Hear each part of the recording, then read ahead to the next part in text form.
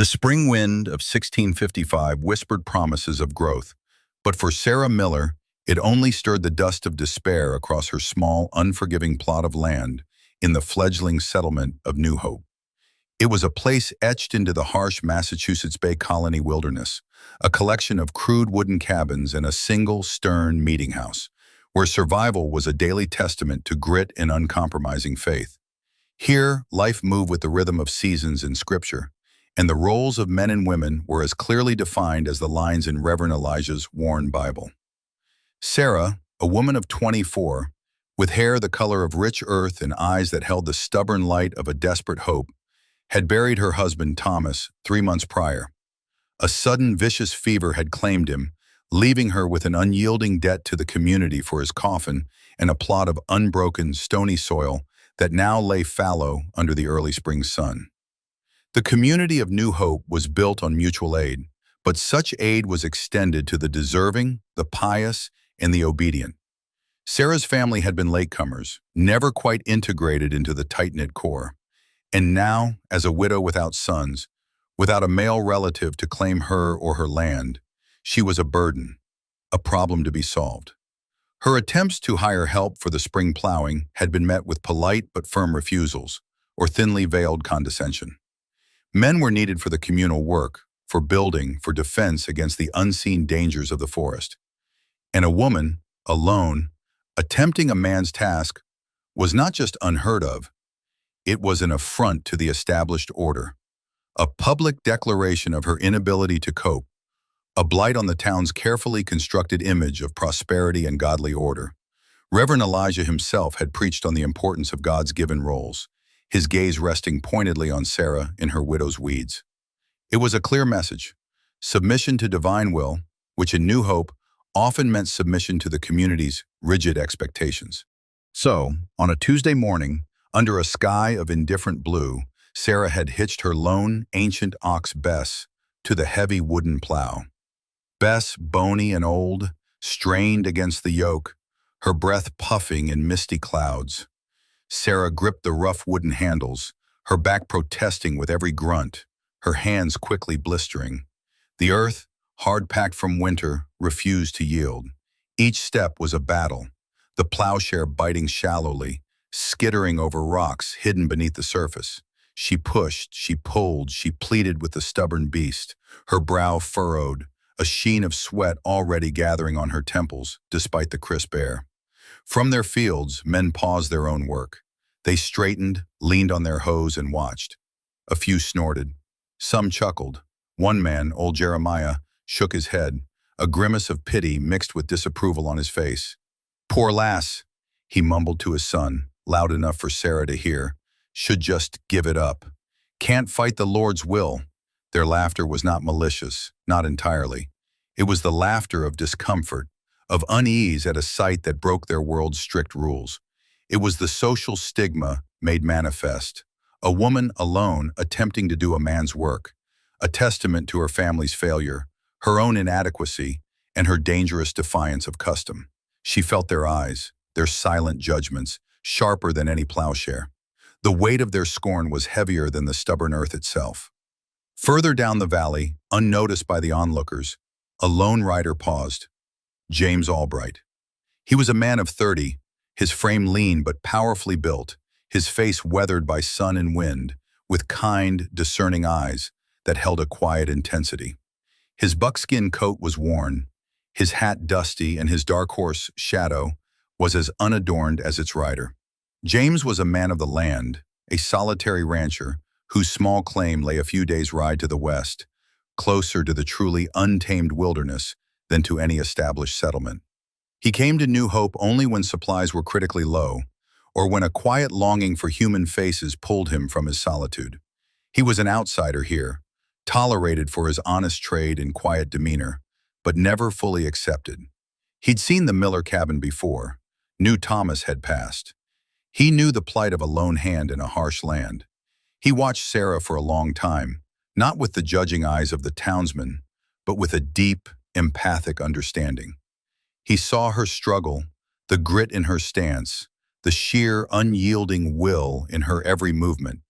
Even as she faltered, He saw the hopelessness in her situation and the cruelty of the community's silent condemnation. He saw the very spirit that drew him to the wild places, untamed resilience. A quiet rage began to simmer within him, seeing the mockery, the apathy. He dismounted, tied Shadow to a fence post, and walked across the freshly turned soil of a neighboring field, startling the watching men. They straightened, curiosity replacing their mirth. James walked straight to Sarah, his movements deliberate. She saw him approaching, a tall, dusty figure against the morning sun. Her breath hitched, her heart pounding. Another judgment, another sneer. She braced herself. He stopped a few feet from her, his presence calm, but radiating a quiet authority. He said nothing for a long moment, simply watching her struggle, then looking at the unyielding earth. He understood the language of the land. "That plow's set too deep for this soil," he rumbled, his voice low, surprisingly gentle despite its gravelly timber, like river stones smoothing in a current. "And Bess needs a gentler hand. She's tired." Sarah stiffened, ready for the rebuke, for the "I told you so." But it wasn't there. His eyes were focused, not on her inadequacy, but on the problem itself. "Can you manage it alone, miss?" he asked, his gaze finally meeting hers. There was no pity, only a quiet assessment. Sarah swallowed, her throat dry. I must. There is no one else. The field must be turned." She felt the shame of her desperation rising, but held her chin high. James nodded slowly, his gaze sweeping the watching men, a silent challenge in his eyes. He saw them avert their gazes, shift their weight uncomfortably. He said, turning back to her. "A field must be turned." He reached for the plow handles. "Let me adjust this. And then, perhaps a hand, if you'll have it." Sarah stared at him, bewildered. A silence fell, profound and unexpected. The distant chuckles of the townsmen died. James took the plow from her numb hands. With practiced ease, he adjusted the depth of the share, explaining as he worked. "Too deep, you break the wood in the beast. Just enough to bite, then let the earth do its work." He then took Bess's bridle, speaking to the old ox in a low, soothing tone, stroking her neck. Bess surprisingly seemed to relax, her ears twitching. He turned back to Sarah, a flicker of a smile in his eyes, lines crinkling at the corners. "Ready?" he asked. Sarah could only nod. He took the right handle, gesturing for her to take the left. Together, they pushed. James's strength was undeniable, but it was his rhythm, his understanding of the land and the beast, that made the difference. The plow bit true, turning a clean, dark furrow. They worked in silence, side by side, a quiet rhythm settling between them. He did not speak of her husband, nor her plight. He simply worked, his presence a solid, unwavering force. As the sun climbed and more furrows appeared, the townsmen slowly returned to their own fields, their laughter silenced, replaced by a grudging respect or perhaps simply confusion. Their established order had been subtly, irrevocably challenged. For the next few days, James returned. He would appear at dawn, hitch his horse beside Bess, and without a word, take up his place beside Sarah. They worked the land, breaking the tough soil, planting the first seeds. He moved with a quiet intensity, his focus entirely on the task, on her struggle. He taught her how to feel the plow, how to guide Bess with subtle commands, how to read the soil. He spoke little of himself, but through his actions, Sarah glimpsed a depth she hadn't thought possible. He was patient, strong, and utterly devoid of judgment. He saw her not as a poor widow or a defiant woman, but as a capable, determined soul fighting for her survival. And in his eyes, for the first time since Thomas's death, Sarah felt truly seen, truly valued. Their shared labor, the quiet rhythm of their days, became a sanctuary. As the hard ground slowly yielded, so too did the walls around Sarah's heart. She began to speak, haltingly at first, of Thomas, of her grief, of the crushing loneliness and the town's silent condemnation. James listened, his gaze fixed on the turning earth, occasionally offering a low hum of understanding or a quiet, "Aye, that's a heavy burden." He never offered empty platitudes. His sympathy was silent, profound. etched in his presence. He, in turn, spoke of his own solitary life, of wresting a living from the land, of the quiet satisfaction of self-sufficiency, but also of the vast, echoing silence of the wilderness. He hinted at a past that made him an outsider, not unlike her, though he offered no specifics, only the lingering sense of a solitary journey. Their love began to bloom in the dust and sweat of shared effort, a quiet, unassuming flower in a harsh landscape. It was born not of grand gestures, but of mutual respect, unspoken understanding, and the raw honesty of shared struggle. He admired her resilience, his quiet strength and unwavering compassion. Their bond, however, did not go unnoticed. New Hope was a small place, and secrets rarely stayed buried. Jeremiah Cole, a gaunt, self-righteous deacon whose piety often bordered on cruel judgment, had observed James's presence. When he saw the dusty rancher, a stranger of imposing stature and unsettling stillness, working daily by Sarah's side, his suspicions curdled into conviction. He spoke to Reverend Elijah, his voice laced with righteous indignation. "The Lord works in mysterious ways, Reverend," Deacon Cole intoned during a particularly chilling sermon one Sunday. "And sometimes the wicked are revealed through their associations. The unholy are drawn to the unholy, like flies to sorrow and to defiance." His gaze, sharp and accusatory, flickered towards Sarah, seated alone in the back pew, her head bowed. But now a subtle, almost imperceptible strength radiating from her. The whispers in town grew louder, bolder. "She's bewitched him. He's a man of ill repute, clearly. Comes from the wild, ungodly places. Like draws to like, as the good book says." Sarah felt the cold weight of their judgment, but this time it was different. This time, when the knowing glances followed her, when the voices lowered as she passed, she wasn't alone. James was her anchor, his quiet strength a shield against the town's cruelty. He would meet their stares with an unblinking gaze, and the whispers would often die. The social fabric of New Hope, tightly woven with fear and rigid beliefs, had begun to fray around Sarah and James.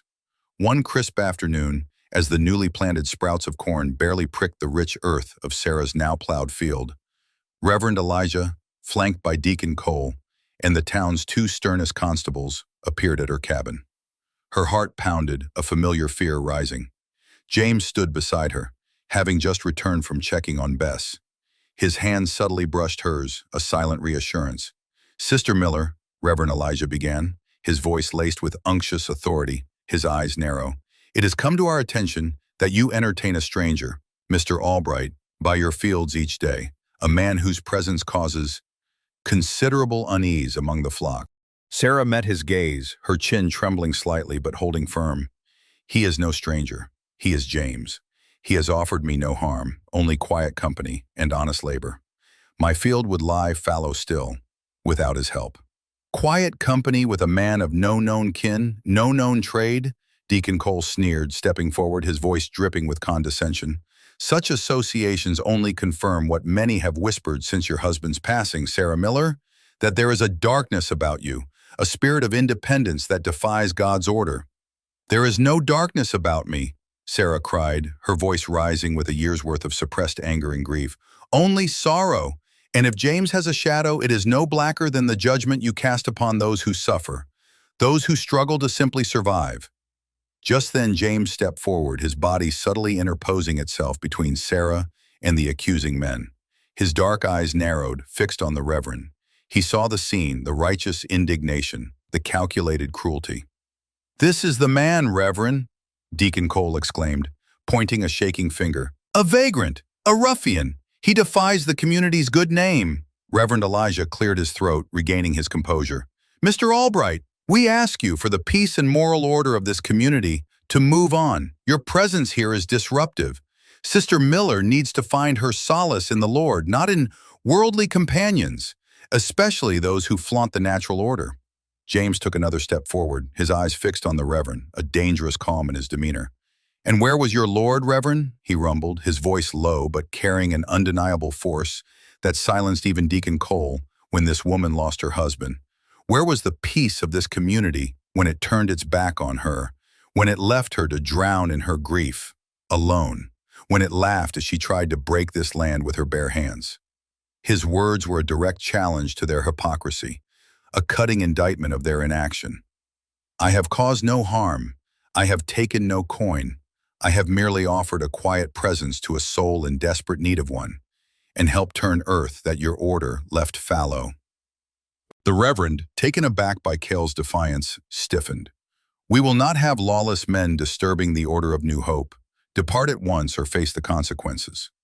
"And what consequences might those be, Reverend?" James challenged, his gaze hardening. Before the Reverend could answer, a new voice cut through the tension. "Hold there, James Albright. I believe those consequences are mine to deliver." All eyes turned to the trail leading into town. Standing there, silhouetted against the afternoon sun, was a man on horseback, lean and wiry, with a cold, predatory glint in his eyes.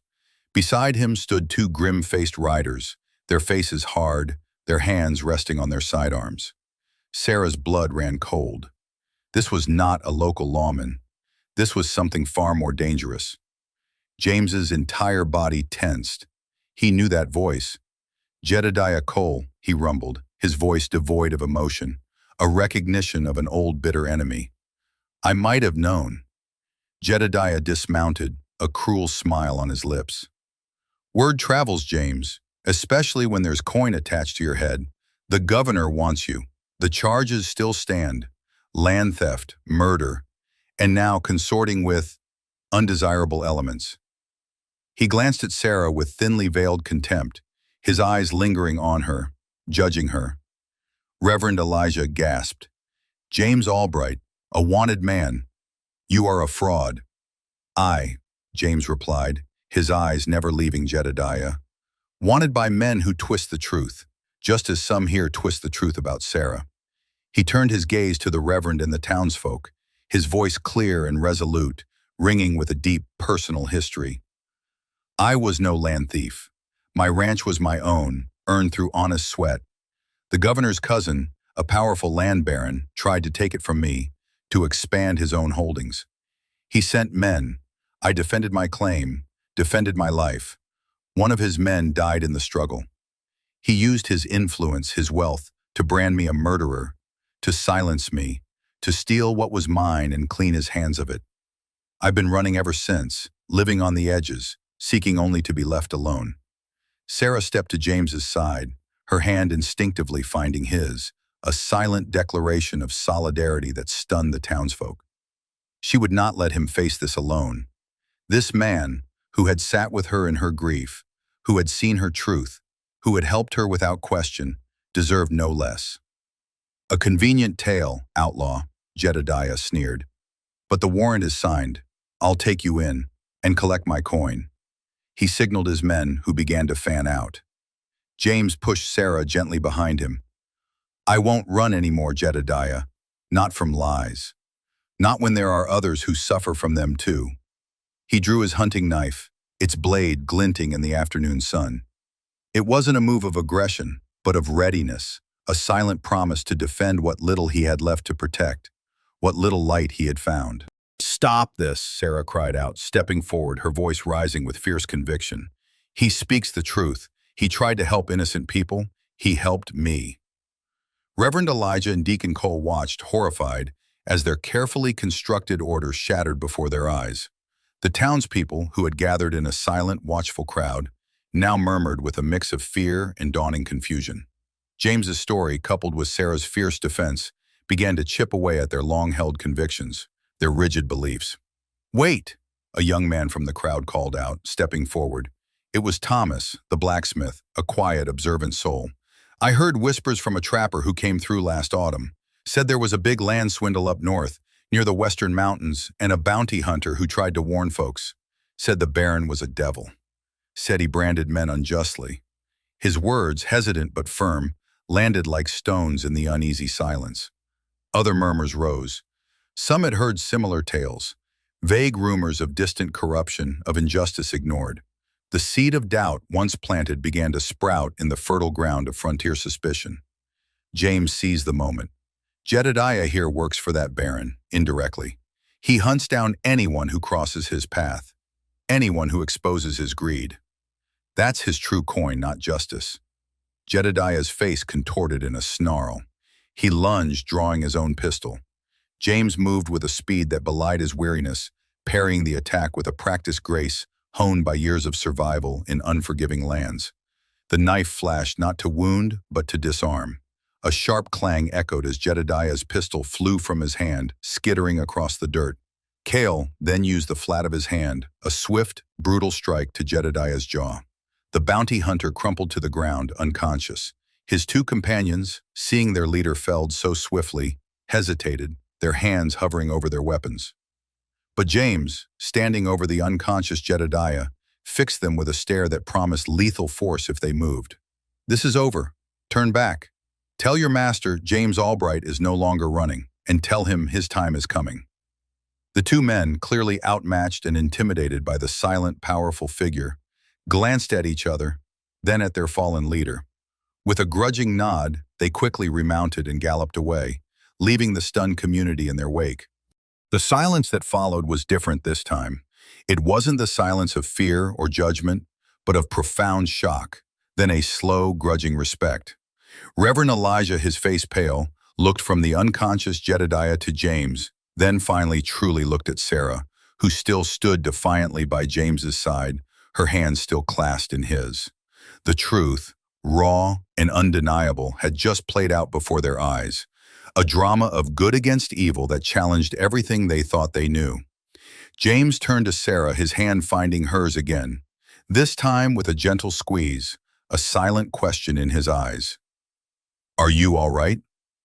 Sarah nodded, tears welling in her eyes, but these were tears of relief, of a profound, overwhelming sense of belonging she hadn't felt in years. She was no longer alone, and the man beside her, the once accused, silent rancher, had faced down his past, not with violence for profit, but with quiet heroism for truth and for her. Reverend Elijah cleared his throat, his voice now subdued, humbled. "Mr. Albright, Sarah, it seems we have misjudged." The apology was stiff, but unmistakably genuine. "The town, we owe you both a debt.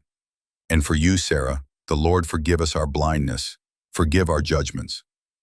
Deacon Cole averted his gaze, shame etched on his face, the smug righteousness of moments before utterly gone. The social fabric of New Hope, stretched and torn by fear and rigid beliefs, had begun to reweave itself, not around judgment, but around a newfound fragile appreciation for courage, integrity, and the unexpected places where compassion might reside. In the days that followed, New Hope slowly transformed. The whispers about Sarah ceased, replaced by hesitant smiles, then open kindness. The fear and stigma had lifted, replaced by a quiet awe for the woman who had endured, and the man who had stood by her. James, his name cleared, was no longer an outcast, but a respected figure. He helped the blacksmith, he guided trappers through dangerous territories, and he offered counsel with the quiet wisdom of a man who had seen the worst of humanity and still chose to seek the good. He was a pillar of quiet strength, his presence a steadying force in the still unpredictable frontier. But James and Sarah, though no longer ostracized, both understood the fragility of settled life, the ever-present specter of judgment, and the lure of true freedom that lay beyond the confines of any town. Their bond, forged in sorrow and defiance, had deepened into a profound love, a quiet, unwavering understanding that transcended words, a love that saw beyond reputation and into the depths of their very souls. It was a love built on respect, on shared struggle, and on the simple, powerful act of seeing each other for who they truly were, not who others demanded them to be. One crisp spring morning, as the ice finally melted from the Blackwood River a few miles west, and the first green shoots emerged from the thawing earth across the vast plains, a small, well-provisioned wagon stood outside Sarah's cabin, laden with supplies for a new journey. James stood beside it, his hand extended to Sarah, his kind eyes reflecting the vast, hopeful sky. Sarah took his hand, her heart swelling with a joy she thought she'd never feel again, a lightness that banished the years of grief and scorn. She was leaving New Hope, not in disgrace but in love, choosing a future defined by hope rather than dictated by fear, a future of boundless possibility. Reverend Elijah and a few of the townsfolk stood watching from a distance, no longer with judgment, but with a quiet understanding, a nascent respect for the courage that led these two souls towards the unknown. "Where will you go?" Reverend Elijah called out, his voice tinged with a wistful respect for the path they chose. James helped Sarah onto the wagon seat, then climbed beside her, taking the reins. He looked back at New Hope, a place of sorrow and redemption, a place where their truth had finally been seen. "West, Reverend," James called out, his voice strong and clear, resonating with promise. "West, to where the river runs free and hearts can be true, to build a new home, free from the old judgments." Sarah leaned her head against James's shoulder, her gaze fixed on the boundless horizon. The wild, untamed wilderness stretched before them, a canvas upon which they would paint their own destiny. Together, unbound, their love a silent testament to heroism found not in battle, but in the quiet courage to face the truth, and to build a life where laughter was born of joy, not scorn.